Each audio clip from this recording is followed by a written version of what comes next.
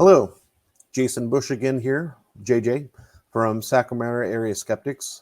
On the original day of the conference for Madison Dapcevich's talk on misinformation, she was talking to us from a research vessel out in the west of Hawaii, there in the Pacific Ocean.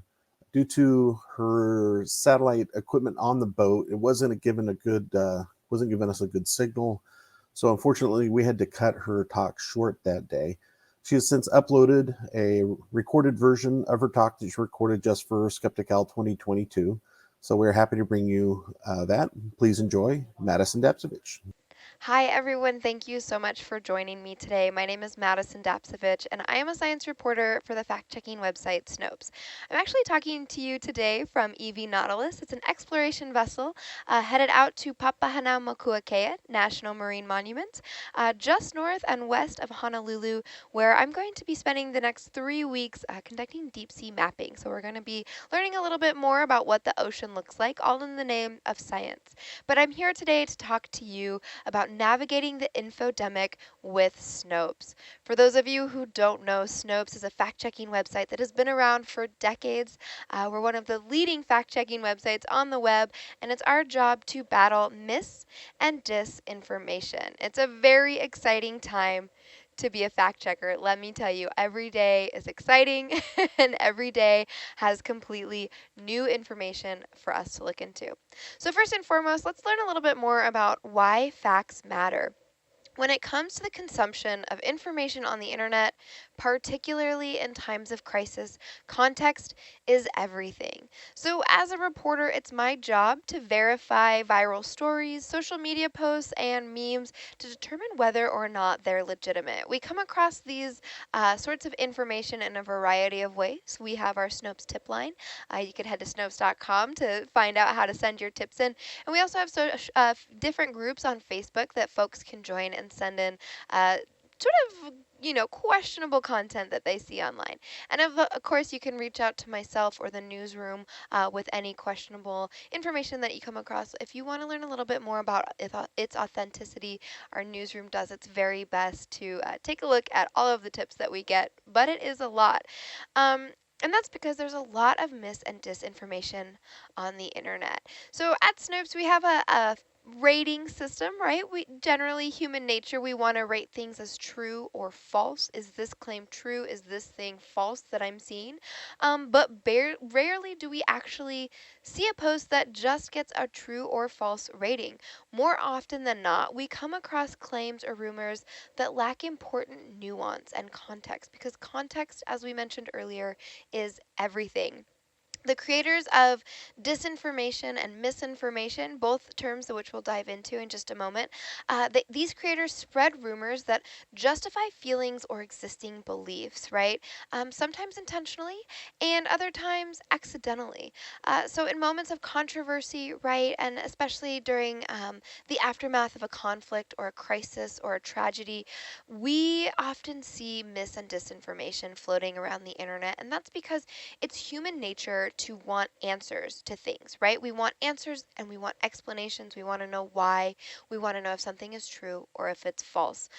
So these bad actors, they take advantage of this human nature and this desire to know and to have definitive answers. And they use it to spread falsehoods online.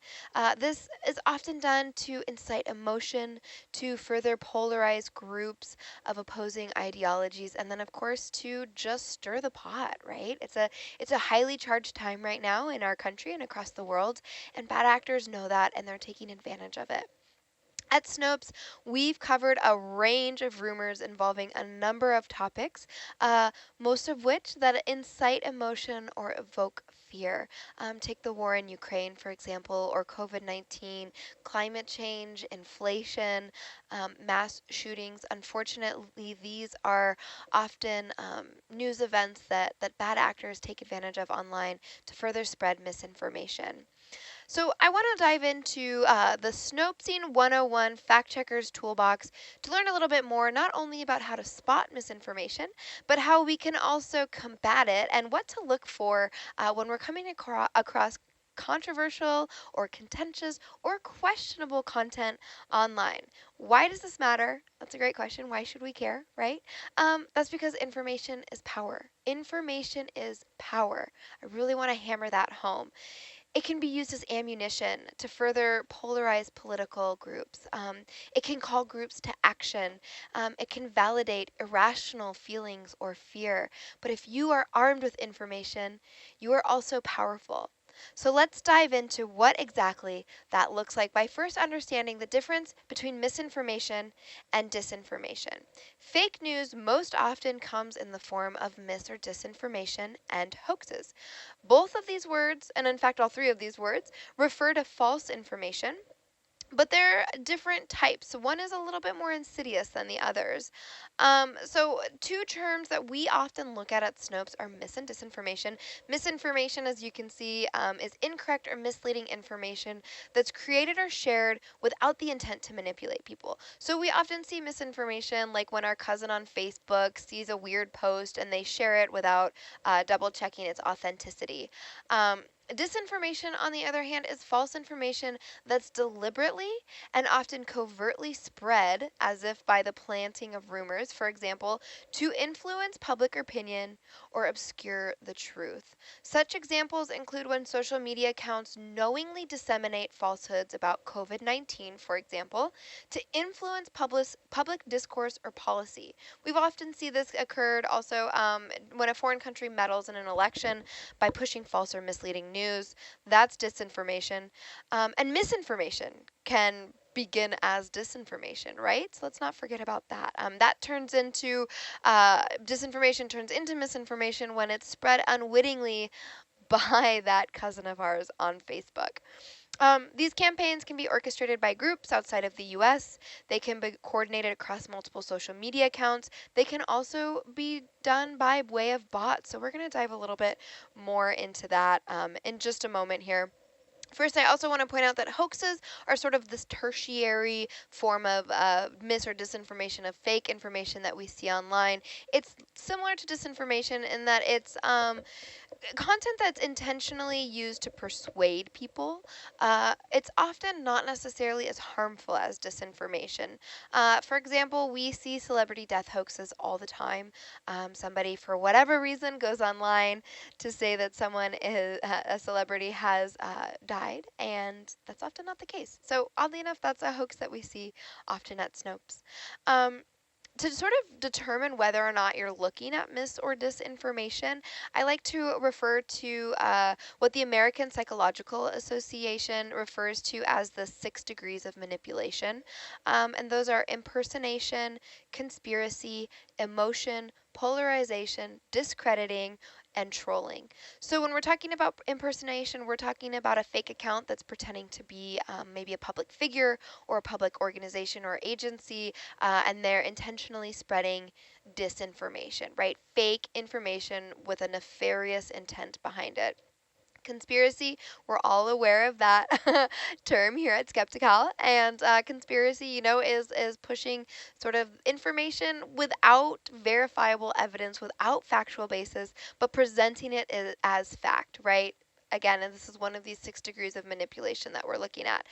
We also want to look at emotion. Is this post or is this content that we're looking at emotion provoking? Is it inciting emotion? Is it pulling at the heartstrings, right? Oftentimes, if we look at a credible news publication, they're not going to be talking about how you should feel about something. It's presented as fact. That's what we want to do. We want the facts. So we're looking at emotionally provocative content as probably being mis or disinformation.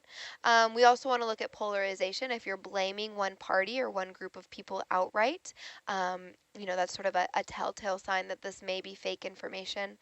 We want to look at discrediting, right? This isn't questioning somebody's statement. This isn't reporting sort of the flaws in an argument or in a story. This is intentionally discrediting a group or sort of a targeted attack on an individual to make them seem less credible. And then lastly, trolling. We're going to look a little bit more into that, but trolling is really talking about this intentional sort of baiting that we see online. Folks telling people, to creating this like controversial content and conversation to stir the pot and to troll them into a more engaging conversation to, let's be real, boost their presence online. Um, so all of these sort of six strategies help us to identify falsehoods in the wild at Snopes, and then of course those are sort of for your own toolkit at home to begin using. Our team is also, often using these in addition to several other tools that I want to talk about when we are separating fact from fiction. So the 5 things that we'll discuss in more detail during today's talk is coordinated and authentic behavior. These are bad actors that are intentionally creating campaigns or presenting information as real, but it's inauthentic. We'll talk a little bit more about that. COPYPASTA, it's basically the 2022 version of chainmail, right? I'm old enough, I don't know about you all, but I'm old enough to remember like in the 90s when you'd get that email from your, again, that cousin or uncle that's like, hey, if you want good luck for 5 years, forward this email along. We're also looking at troll bait, right? That intentional engagement by sort of nitpicking and pulling on heartstrings or evoking emotion. We'll also look at photography and deepfakes. These are 2 things that we're seeing a lot more trends on in the Snopes newsroom, and they're really interesting. It's like a sort of modern day version of Photoshop. So we'll talk a little bit more about that as we go into this talk. So first and foremost, let's take a look at coordinated inauthentic behavior. This is the use of multiple social media accounts or pages that hide the real identities of those in charge to mislead or influence people, often for political or financial gains. So when we're trying to identify coordinated inauthentic behavior, we're looking at 5 sort of telltale signs. In individual cases and in the case of looking at all 5 of these. So that first thing that we're looking for is page transparency. Each Facebook page has a section called page transparency, and this allows viewers to view information about the management of the page. So that includes the country that that page is operating in or past name changes. In addition to page transparency, we're also looking for the creation date. So that refers to, that's within that page transparency section. And that is also used as a way to determine the scope of legitimacy of that page. Highly political and recently created pages or groups centered on controversial issues, maybe like politics, for example, if they're operating outside of the country, these can be indicators of bad actors, right? So if it's a group that was created in the wake of the 2020 election within a couple of days, it's highly politicized in one direction or the other, and then it's based outside of the US, yet it's focusing its content on US politics, this can be an indication that it is coordinated, inauthentic behavior. Together, these tell us a little bit more about that page and whether or not it's worth diving back into and taking a closer look at some of those other behaviors. So in addition to page transparency and page creation, we want to see if what their posts are like, what the content that they're sharing is like. So oftentimes we'll see like and share posts. These are posts that end with a like and share, right? We've all seen them, and it's often associated with a call to action. That is sort of, again, creating this sort of like pulling at the heartstrings mentality, right? So it's like and share if you agree, like and share if you want change, like and share if you're going to call your representative today and demand change. So like and share can also not be a sole indication, but it can be among these other indicators that we're looking at what's called coordinated authentic behavior. One other thing that we like to look at is verification. So if a Facebook page or any social media page is verified, that means a blue badge will be displayed next to the profile or page name. This means that that page or profile represents the organization or person that it claims to represent. Blue badges are obtained by a person or a page submitting their credentials to the social media platform that they are working out of and that they're operating on. And that social media platform will verify their account, right?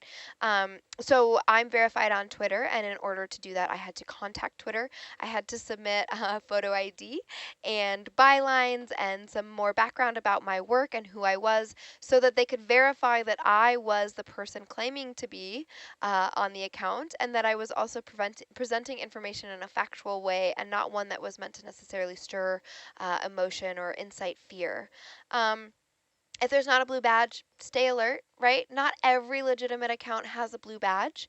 Again, this is just one indicator that we look towards to see whether or not that page or that person or that account is credible.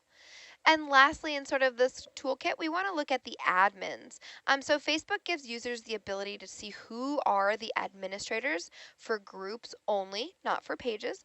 But if you're a part of a Facebook group, for example, you can go into that About section where you'd also find the page transparency and the creation date and see who is in charge of the group. So when you're in that Facebook group, go ahead and click Members to see the page that lists the name of moderators, of admins, and of members. So at Snopes, we have 2 different Facebook groups. This is where folks can go and submit tips that they see online. They can submit questionable content into that group. And you can go into that Facebook group and see who an admin is and who is a moderator. I'm one of the admins. So it's just a quick example. Head on over there, submit your tips to Snopes, and then also try this out for yourself. You can go into that page and you can go into our group and you can see when we were created. You can see where we're headquartered out of, and you can, of course, see who is managing and in charge of those accounts. So next up, we want to talk about COPYPASTA. So this is not a tasty treat, right? We're not talking about dinner time. We are talking about a portmanteau for copy and paste. This is sort of the new age equivalent to chainmail, right?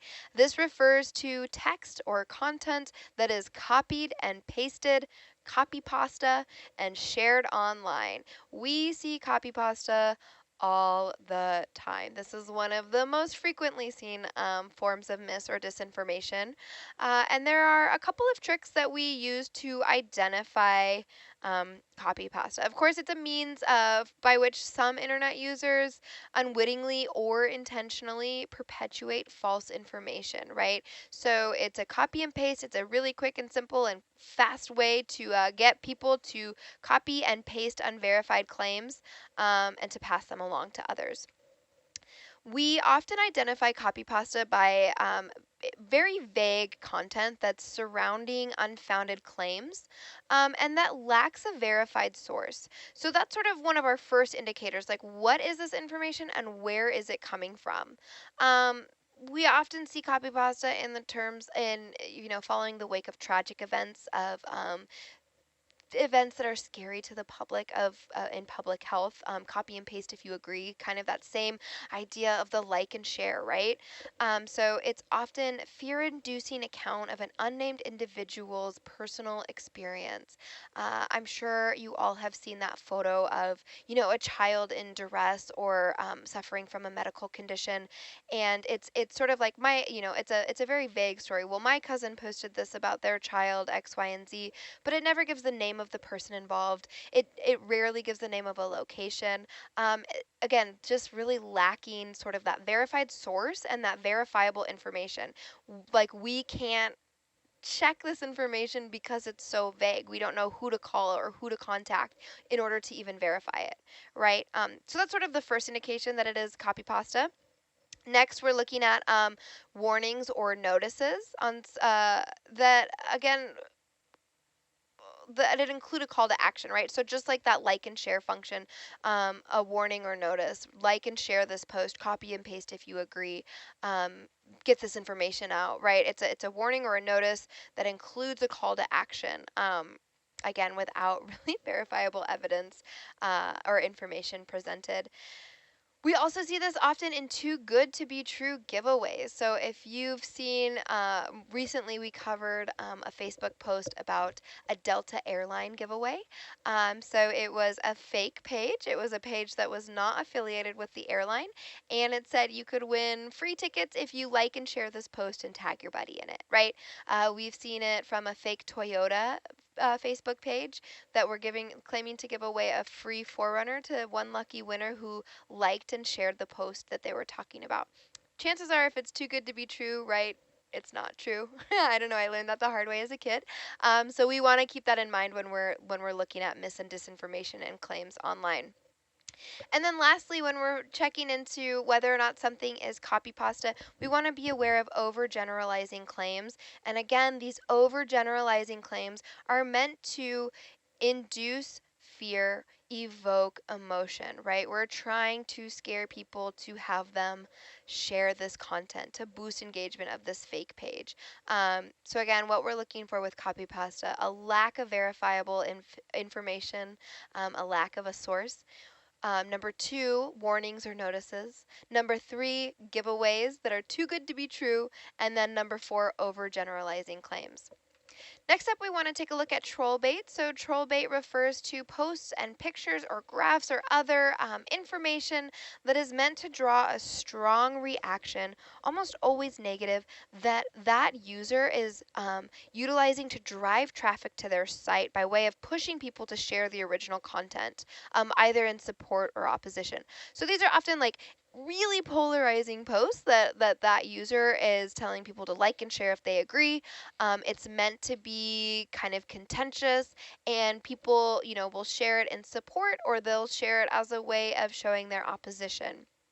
Our former engagement editor at Snopes and Brandon Eckner, who is a digital content strategist, he once said, "Entire careers and publications are built on content that makes you mad. The only way to win is to not engage." So, what are we looking for when we're looking to determine whether or not something is troll bait? We want to see if something is intentionally starting an argument, right? Or engaging in hostile discourse that is meant to further stoke controversial digital fires. Troll bait is fuel, right? So that post that you're seeing is meant to light the fire of emotion, of engagement, of discourse, of like fighting online. Often troll bait. Next up, we want to talk about what we call at the Snopes newsroom photography, right? It's not photography, it's photography. If you know, you know, right? These are manipulated videos and photos. These can be done through Photoshop.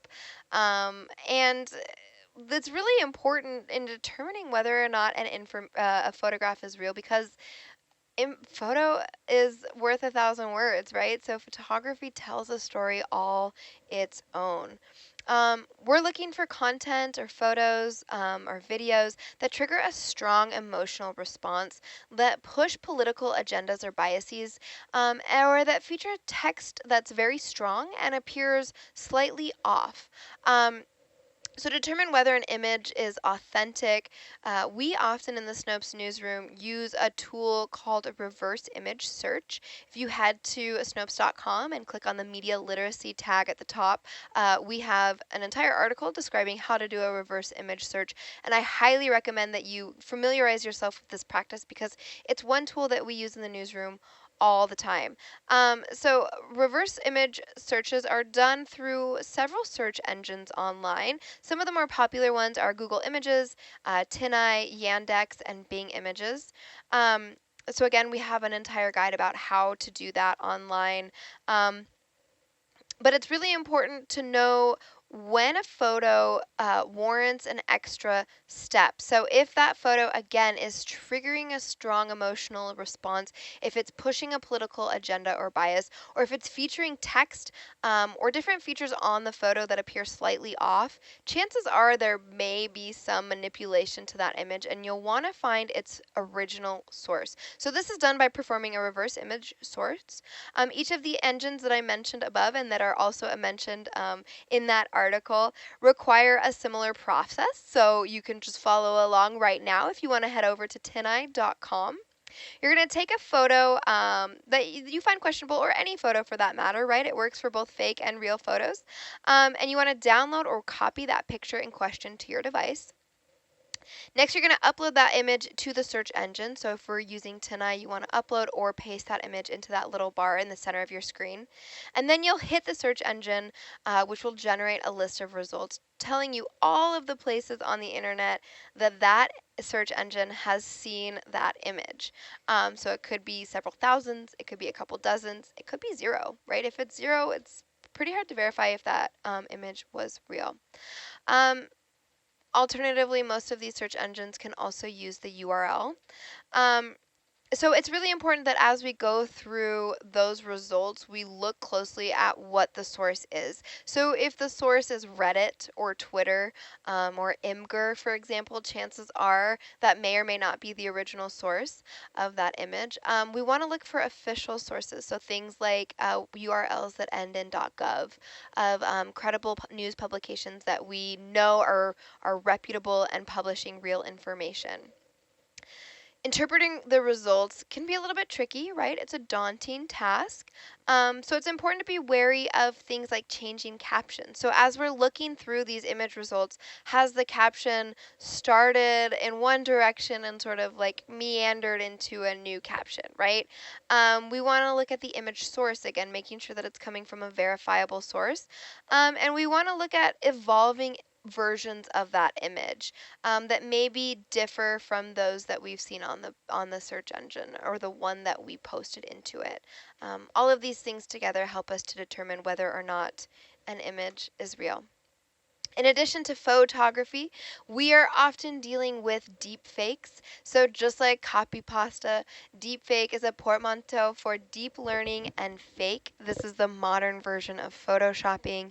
And this refers to an image or video that has been created with the aid of artificial intelligence. So what you're looking at in that lower right-hand screen is an image of the Ukrainian president. And we saw a lot of deepfakes at the beginning of the Ukraine war with Russia, in which the president was appearing to say something, even though he wasn't, right? So to determine whether an image is authentic, rather, if we're determining if a video is authentic, we want to pay attention to a couple of different things. First and foremost, if you can't find the source, think about what the source should be. So we want to be mindful of what that source is claiming. If it is a video of U.S. President Joe Biden at the White House speaking, for example, or of him speaking in general, he should be in an official capacity, right? He should be at the White House. So if it's showing him in a weird location, maybe we should like question whether or not that's authentic. And also, who else is reporting that video? If we're just seeing it in certain streams or certain bubbles on social media and we're not seeing it on a major news outlet, chances are it may or may not be a deep fake. So in addition to being mindful of the source, we want to keep an eye on the mouth. So many times a deep fake will be used to make someone say something that they didn't. And many times this occurs by taking existing footage of a person talking, swapping the audio, and then manipulating the appearance of that person's mouth. So we want to really make sure, right, if we're watching a movie that's been dubbed, you can sort of see those nuances in the face and in the mouth. We want to make sure that that person is saying the things that they are saying, and that the mouth lines up with the words, and also that the mouth is that person's real mouth, right? Lastly, or second to last, we want to look at mismatched coloring. So in this example, you can see the real image has a different background. The skin tone looks a little bit differently. On that left-hand side, everything seems a little bit off, right? If you look really closely at his head, it appears a little bit more round. If you look at where it connects to the neck, right, we're not seeing like a well-defined shadow like we would on that right-hand side. It's a different background. They're very small, but they're very important things to look for. So again, deepfakes, they're fake videos. They're using artificial intelligence to replace the likeness of one person with another in a video or other digital media. And they're often portraying a person to be doing or saying something that they didn't actually do or say. GAN is a generative adversarial network. So we're often looking at these networks or groups of people. Use a form of AI, and they can learn various characteristics of a person in order to synthesize an artificial version. So it's a smart technology that is using that person's likeness to create sort of an artificial version of them, right? So by using this technology, a user can create a video that appears again to show a person saying or doing something that they never did or said. It's very important. Again, deepfakes have been used to spread false information and disinformation in oftentimes hurtful ways, and can really begin to sort of stir that pot again of what's real and blur the line of what's real and what's fake. So when we're fact checking at home, you have this huge toolkit that we just went through. There are a lot of things that you can do at home. First and foremost, I tell people, trust your gut. If something seems off, chances are it is. Um, so use this toolkit as a way to dig deeper into what something is. What is its source? What is its intention? What is it trying to accomplish? If in doubt, don't share it out. If you can't verify that information yourself, do not contribute to the spread of mis and disinformation. And then, of course, you can educate yourself and your others. And as I mentioned at Snopes.com, if you head to the top of the page, we have an entire media literacy toolkit that's strictly meant to educate yourself and to be able to use these tools at home. Fact checkers around the world, especially in the last couple of years, have been dragged through the digital mud. We're tired. There's a plethora of fake information online, and bad actors and nefarious parties often downplay the amount of work, precision, and training this form of journalism requires. Um, what I shared with you today is a very small example of the many tools and tricks that we use in our newsroom. And so by downplaying and sort of like, making it, belittling that work, it allows other people to claim to have done their own research, right? So we want to make sure that you're equipped and you're efficient in your work, and that you understand how much work it is so that you can share that out with others. In times of uncertainty and crisis, it's of the most importance to practice proper media literacy etiquette, right? To be smart about the information that you consume and that you share. And the last several years have brought with them numerous contentious events, right? And life-altering events that have kept fact-checkers and people around the world on their toes. So along with the access to information, the privilege that is, I want to remind you all that there comes a responsibility to users, and to consuming and reposting and sharing information. And with the right training and a careful eye, social media users can help stop the spread of mis and disinformation online and in the digital space. And it's your job to help that. So thank you so much for joining me today, and thank you so much for supporting Snopes. I'm thrilled to know that there are so many folks out there who are equally as passionate in breaking down mis and disinformation. And if we continue the hard fight and the hard work, we can accomplish it. Thank you all so much.